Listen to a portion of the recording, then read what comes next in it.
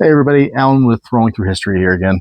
So today we're going to talk about death in the game. Now, death can come from two ways. It can come from sickness. We already covered how that works. It can also come from getting into combat and them being brought down to 0 hit points. If they're brought down to 0 hit points, what you're going to have them do is you're going to have them pick up those percentile dice again. And this is just basically going to tell them if they're dead permanently or if they are going to survive dying. You're going to have them roll them. As long as it's above a 10%, they don't die. If they're below that 10%, they're going to die. If they come back, if they don't die, then they get 1 hit point as long as those read above 10%. So basically, they are brought to 0. They roll that. If it's above 10%, they get 1 hit point. If it's below 10%, they die. They're out of the game. Okay. Then you're going to have the player roll their d6, and you can do this after the combat, after everything's said and done, because it is a little bit more intensive. If you don't want to disrupt the middle of the game, they just fall and then they can do all that. You're going to have them roll a d6, and they have 3 days. So it'll take them 3 days to a full recovery. So if they have 5 hit points left, just divide it up amongst those 3 days. I know it's odd.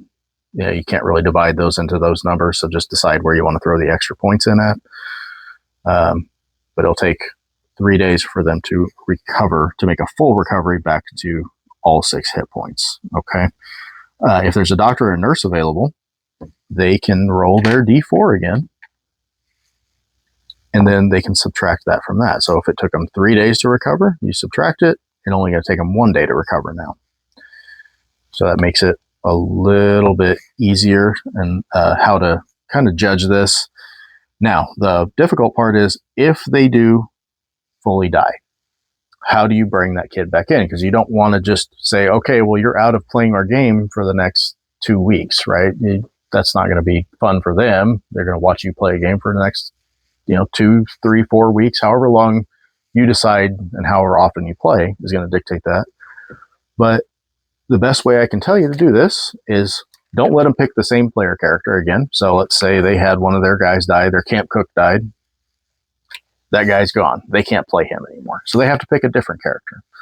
And then somewhere, as the narrator in the story that makes sense, bring that character back into the game. So they're moving down the trail and they rolled good that day and they get to meet somebody. Have that somebody be your new character. They get to a town, and that somebody's in that town and maybe wants to join up with their wagon party. Come up with an inventive, creative way that makes sense to bring them back into the game. It will have a little bit of consequence because they won't be able to play for a couple of rolls. So it'll kind of also teach them, hey, take care of your guy. Don't do silly things with your guy, because if he dies, you're going to be out for the next couple of rolls here, or the next couple of days, and you'll just have to sit there and watch. So that's kind of how I like to deal with it. Depending on how old your kids are, you can adjust this to whatever you need to so that it doesn't scare them or it's easier for them to understand. But that's going to be it for the death rolls. I appreciate you watching, and we'll see you in the next one. I think we're going to talk about hunting and our hostile chart for people and animals, and then maybe even get into fishing and gathering.